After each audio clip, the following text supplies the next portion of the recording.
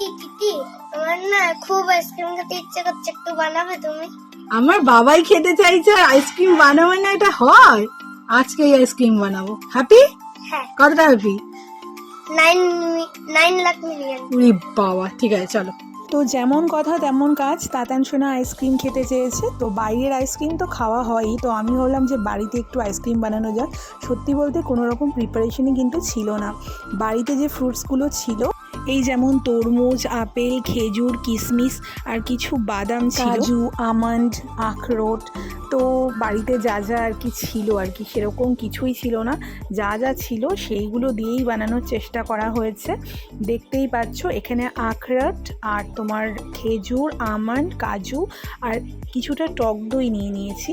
এই টক দই আর খেজুরটাকে এবার ভালো করে কিন্তু মিক্সিতে ব্লেন্ড করে নেব। আর এখানে দেখতে পাচ্ছ যে দুধ রয়েছে, দুধটাকে কিন্তু আমি প্রথমে জাল দিয়ে নিয়ে ঠান্ডা করে নিয়েছি।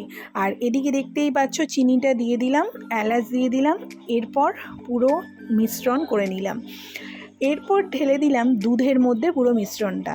তারপর একে একে সব ফ্রুটসগুলোকে মিক্সড করে নিলাম। তারপর একটু ভালো করে মিক্সড করে নিয়ে, আমার সেরকম প্রিপারেশন যেহেতু ছিল না, তো সেই জন্য বাড়িতেই গ্লাস ছিল, জলের যে গ্লাসগুলো হয় প্লাস্টিকের, তো তার মধ্যেই কিন্তু বসিয়েছিলাম। দেখতেই পাচ্ছ তারপর আমুল দুধও অ্যাড করে নিয়েছিলাম। তো যাই হোক, ভিডিওটা কেমন লাগলো জানিও। ঘরোয়া আইসক্রিম, বেশ ভালো হয়েছে স্বাদ, সবাই খেয়ে বলেছে। আর দেখো আইসক্রিমটা দেখতে কিন্তু এরকম হয়েছে। তো চলো, ভিডিওটা আজকে এতটাই থাকলো, কেমন লাগলো জানাতে ভুলো না। সবাই ভালো থেকো।